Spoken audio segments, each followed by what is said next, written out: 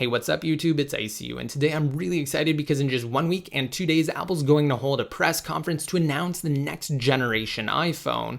So it will be held on Wednesday, September 7th at 10 a.m. Pacific time at the Bill Graham Civic Auditorium in San Francisco, California. Now, Apple started sending out these invitations to select members of the press earlier this morning, and Apple usually likes to hide small clues that pertain to some of the topics that will be discussed at their media events with inside the invitation. So let's go over what this one likely hints at. Of course, first of all, we need to know what it actually is. Now, it's an Apple logo, definitely out of focus, but it is definitely there. And of course, it says see you on the 7th. Now, the 7, of course, corresponds to the next generation iPhone, being the iPhone 7 and 7 Plus.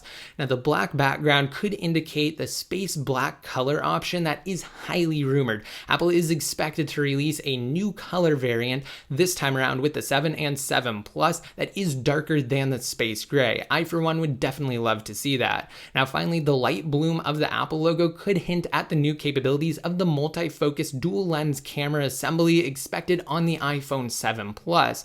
Now, typically with dual lens camera setups, you can dynamically adjust the focus after the image has already been taken. So let me know what you think about this invitation, and if you have any additional theories down below in the comments section. Now let's go over the 3 main things that we expect at this event. Of course, the iPhone 7 and 7 Plus. Now, initially it was rumored that there would be an iPhone 7 Pro, a third variant with a larger display size. However, those rumors have kind of died down, and it's been all but confirmed that we will only receive 2 variants of the iPhone 7.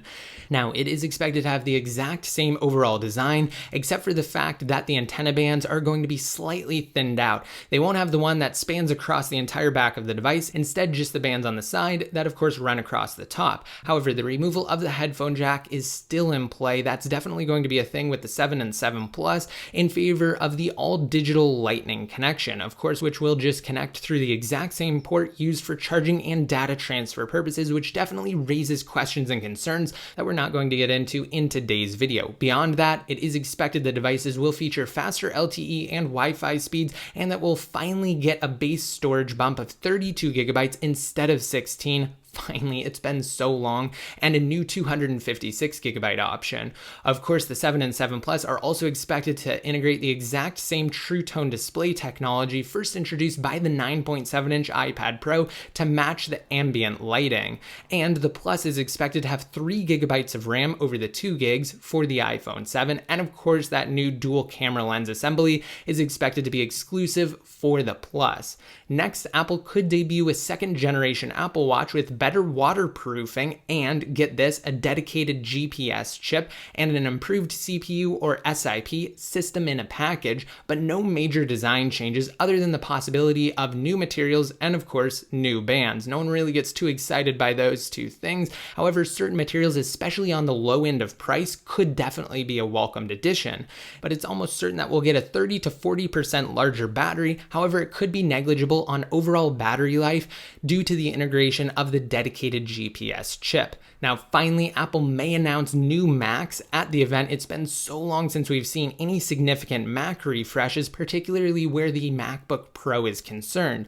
I mean, the last one was in 2012, which was when the current design became standard. Now, at some point, it is expected that the MacBook Pro will receive an entire facelift and design change, as well as the integration of a touch bar at the top of the keyboard and, of course, Touch ID. But even if it is announced at the event, it likely will not debut following the event. Instead, it's rumored to come later this year, which could indicate that we won't actually see it on the 7th. We'll just have to wait and see, though. Of course, click the subscribe button below next to my channel name. I will keep you guys completely covered. I'm also going to have live coverage on the event, and furthermore, following the event, I'm going to have complete details on the iPhone 7 and 7 Plus, as well as full video coverage when they're released to the world. So again, click the subscribe button below, like me on Facebook, and follow me on Twitter to be updated even more often. And until next time, this is ICU signing out.